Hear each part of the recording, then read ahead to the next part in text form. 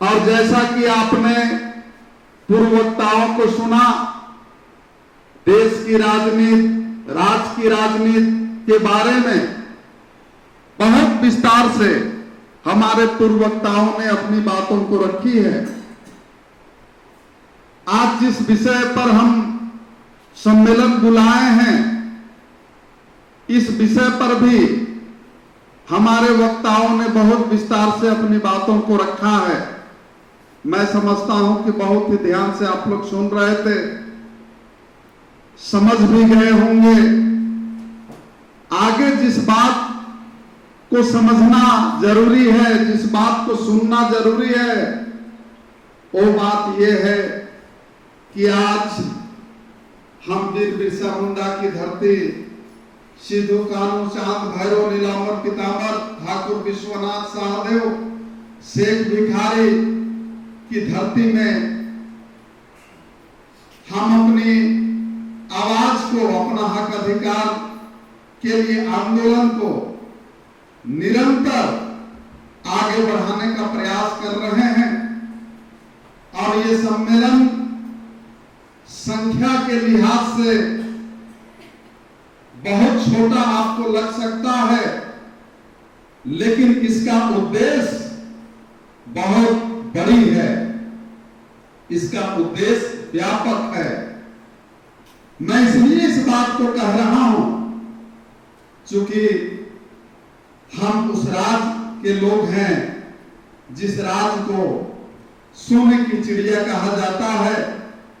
पूरे भारत देश के नक्शे में सबसे अमीर राज्य के रूप में जाना जाता है इस झारखंड को, लेकिन सबसे ज्यादा गरीबी, सबसे ज्यादा पलायन, मानव तस्करी, सबसे ज्यादा लूट अगर कहीं पर है तो झारखंड के अंदर है। खनिजों के लूट, हक अधिकारों के लूट, इज्जत आबरू की लूट। आज ऐसी स्थिति है झारखंड में, आज हमारा ना रोटी सुरक्षित है, ना बेटी सुरक्षित है। ऐसी स्थिति से आज हम गुजर रहे हैं।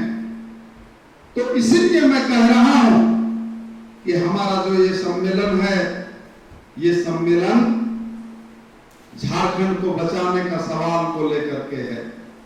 हमारा ये सम्मेलन हम जन राजनीति को, जिसकी चर्चा हमारे पूर्ववक्ता लोग कर रहे थे, जनता की राजनीति, जनता की राजनीति कहने का मतलब जनता का राज, जनता का अधिकार कैसे सुरक्षित हो, इस सवाल पर हम लोग हर स्तर पर अपना एक तरह से गतिविधि की शुरुआत किए हैं।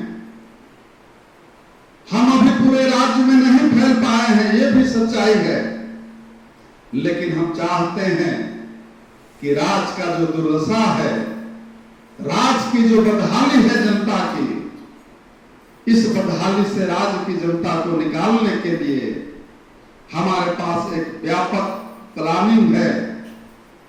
और उस प्लानिंग को हमारे सभी साथी अपने अपने एरिया में, अपने अपने इलाके में, गांव में, प्रखंडों में प्रयास कर रहे हैं जनता तक पहुंचाने का, और जनगोलबंदी करने में लगे हैं विभिन्न मुद्दों को लेकर। तो मैं आप सभी लोगों से ये कहना चाहता हूं कि हमारे पास झारखंड में एक तरह से आप अगर देखेंगे तो यहां पर चिट और पट का खेल चल रहा है। कभी भाजपा का राज, भाजपा के अगुवाई में, तो कभी जेएमएम कांग्रेस का राज। लेकिन आप देखेंगे ये दोनों गठबंधन का जो राज करने का तौर तरीका है, शासन चलाने का तौर तरीका है, इसमें कहीं पर कोई बुनियादी अंतर नहीं है। चाहे सरकार बीजेपी के नेतृत्व में हो या जेएमएम कांग्रेस के नेतृत्व में हो, आपका राज का, शासन व्यवस्था का स्थिति वही का वही रहता है। वही लूट खसोट, वही शोषण वाली व्यवस्था, जनता को कहीं